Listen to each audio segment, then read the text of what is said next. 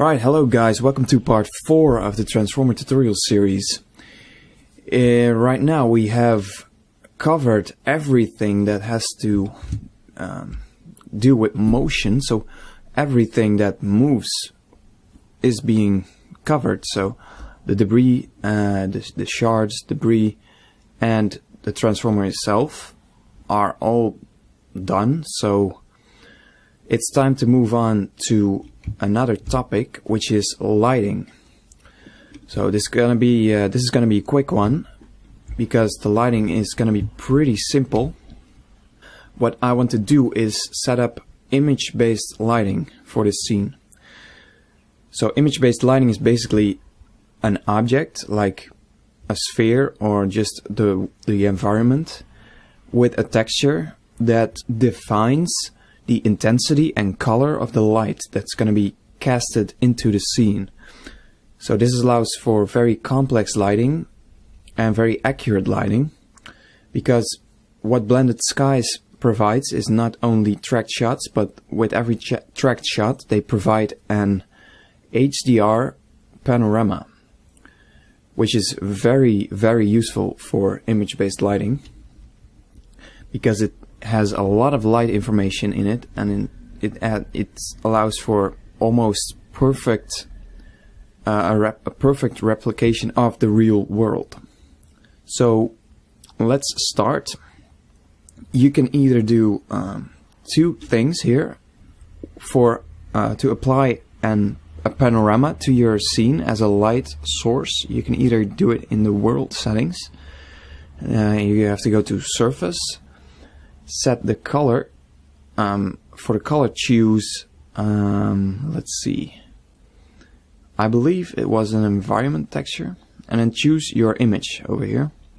But I'm not gonna do that, so let's go quickly with shift left arrow to the node editor, and I'm just gonna remove this. What I want to do is go back, and I want to use a sphere for this. And the reason I want to use a sphere is I'm going to just add a quick UV sphere here and scale it up quite a bit. The reason I want to use a sphere is it allows me to have more control. I can move it around a little, I can rotate this, which is just, in my opinion, it's easier. So let's press T and make the shading smooth. Then I want to go into, before I want to apply the texture, I want to go into edit mode and UV unwrap this. So press U, and I think it's important you are in front view, so I'm going to go into front orthographic view. With all my vertices selected, I'm going to press U and select sphere projection. Now tap out of edit mode. Actually, let's stay in edit mode and go to my UV editing window layout. There we go. And now we can choose an image over here. Let's collapse this little bar here. So let's go to image, open image, and in my project folder in the footage I have a parking garage 3 panorama 4000 by 2000 pixels, which is enough, and it's an HDR, so it has high dynamic range information. And as you can see, my UVs are a little bit shifted to the right. It's shifted one block to the right, but that's okay because this image will repeat itself. So over here we will have this little part of the image which matches perfectly. So I'm not gonna change anything about the default sphere projection layout. I'm gonna tap out of edit mode and go back to my default window layout. Now we have the image. Let's actually go to the node editor and go into this object mode. So with the sphere selected, I'm going to add a new material, and I will call this environment. And I want to, actually this goes quicker in the material panel. I'm going to choose emission instead of diffuse, because this will be the light source. So I'm going to use emission, and then add an image over here, texture, image texture, plug it in. I'm just gonna type in 2000 because then this will find my image. Okay, there we go. So now I have this image applied. Let's go back to the default window layout, go into material. It has to load the materials, it takes a while, it takes a few seconds, but there we have this nice image. And I'm gonna go into camera view to look inside here, and now I have to match the environment a little bit better. So I can rotate this around the Z-axis, and I think this, I recognize this little fence here, and the transformer lands over here, but it's mirrored. And that makes sense actually, because when I go out here, right now it's not mirrored because we are looking just from the outside of the sphere, which is the default outside part. But since we are looking from the inside, the image is mirrored. So I have to mirror this something. I could just scale the sphere in the Z direction, or I mean in the X direction, -1. But what I prefer is just mirror the UVs. So I'm going to go into edit mode, and just in the UV layout, press S, X, -1. There we go. So tab out of edit mode, go back to the default view, and now the scene matches with the environment sphere.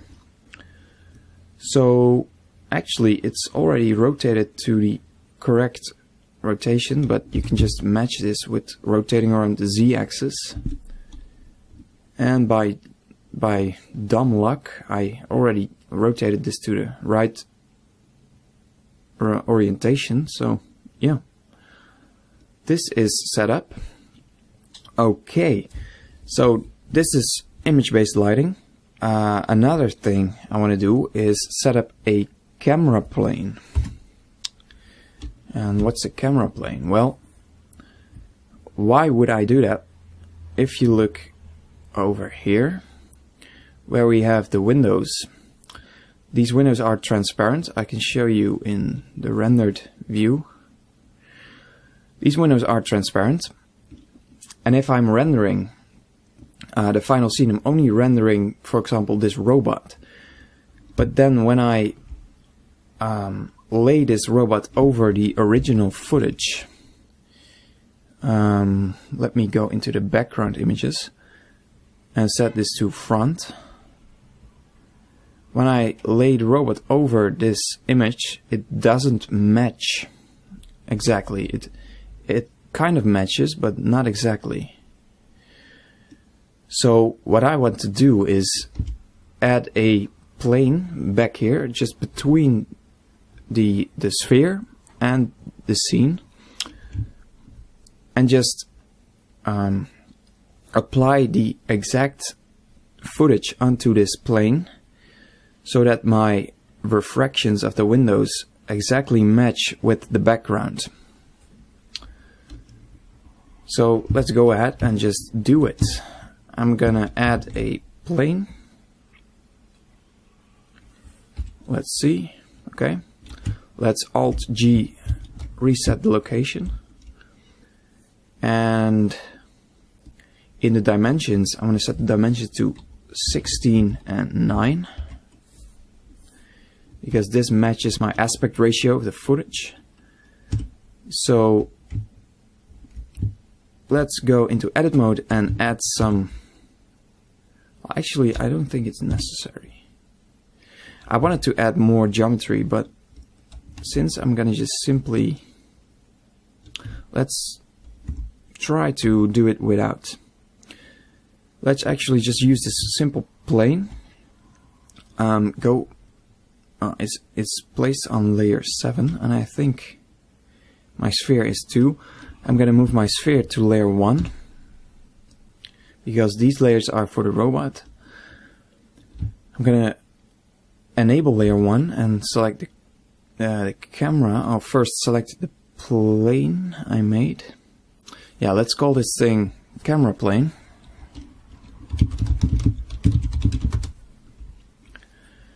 Gonna also move it to layer 1. So everything's on layer 1, the environment sphere, the camera plane, and the camera. Let's shift select the camera and parent the plane to the camera with Control P. Alright. Somehow my screencast keys are gone.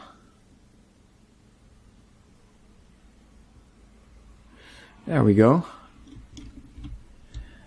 And let's Alt P, select the plane, Alt P, clear parent inverse. So now it's on, it has the exact transformation of the camera, and if we scrub to the timeline, it moves with the camera. And now I have to move it forward, but I want to do this in edit mode, just because I want to keep this little origin exactly at the camera. Okay, let's now look through the camera and scale this thing up so that it exactly matches the frame of the camera. So let's zoom in a lot, and I think this is perfect. Okay, so I'm gonna press home to go back. And now we have a camera plane, and I can see I have to move it a little bit back, so now I can simply scale this thing, and because I have this origin over here, it exactly matches the frame. You cannot see it, but if I scale this, it doesn't move from the camera point of view. So yeah, that's really useful. A little useful trick to keep that origin over there. So let's go into edit mode and just simply unwrap this thing, and I can verify this in the UV layout, but it exactly matches the outline of the image, so that's cool. Let's go back, and now I want to apply a simple material to this thing, so let's add a new material and call this just footage, and also make it an emission shader. And now go to the compositing layout. I want to add a new image texture, and I want to open my footage, just the MOV file. I believe Cycles supports MOV files right now. I want to select movie and leave this at the default, auto refresh, and let's take a look. Yeah, so I want to go back to default, and let's take a look in my material viewport. Oh, this is a little bit rotated. Okay, no problem. I'm gonna go to UV editing, go into edit mode, and actually remove this image. So now I can simply rotate this. Let's see. Just try to rotate it 90 degrees and look at the material. Okay, it's upside down. Let's rotate it minus or just 180 degrees. R180. And there we go. Okay, so if I now look through the camera over here, Yeah, I think it matches. Let's do this in the default view where we have some more space. So I can verify this with my background images. Select front and yeah, it doesn't match the exact frame. So yeah, that's a little bit difficult. Let's see. I think when we press F12, it does sync the frame. So because when I now scrub to this timeline, I don't think the image is playing over here. The movie is playing. Let's see. Yeah, it just stays with this one frame in the material view. But when we press render, it will work. And if not, I will fix this later. But I think Cycles supports MOV files, so I'm just gonna leave it at this. And what we now have, when I look through the camera, and I'm looking for a frame with the windows, and go into rendered view, and I now have the exact refraction I need for the background to match exactly. So that's very cool and very useful to have this little camera plane. And software like Maya automatically can automatically add one of these, but it's very simple to set up, and it moves with the camera. And if you want to have it further or closer, you can just scale without distorting the image, because it stays exactly in the frame. We cannot even see the outline because it's exactly on the camera line. So that's okay for now. One final thing I want to do is in the in the compositing window layout, I want to go in the material preview, and let's zoom in on this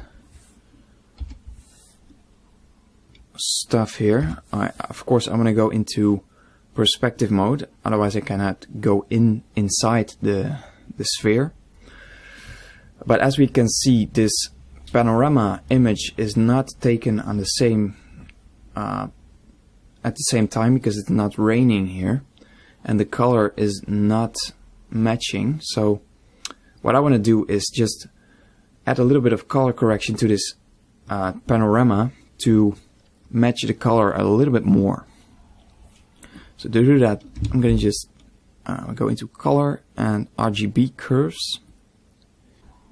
And actually I added this to the wrong object, so let's remove this and select my plane or my sphere. My sphere is selected now, as you can see, and I'm going to add this RGB curves node, and we can just make this a little bit darker.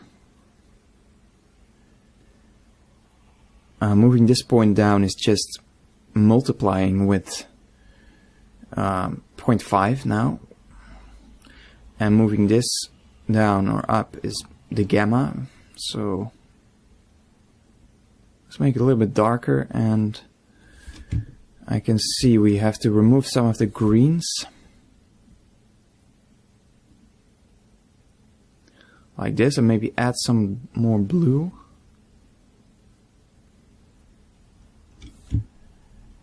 And it starts to match a little bit better. Maybe make it a little bit brighter. And just play a little with this.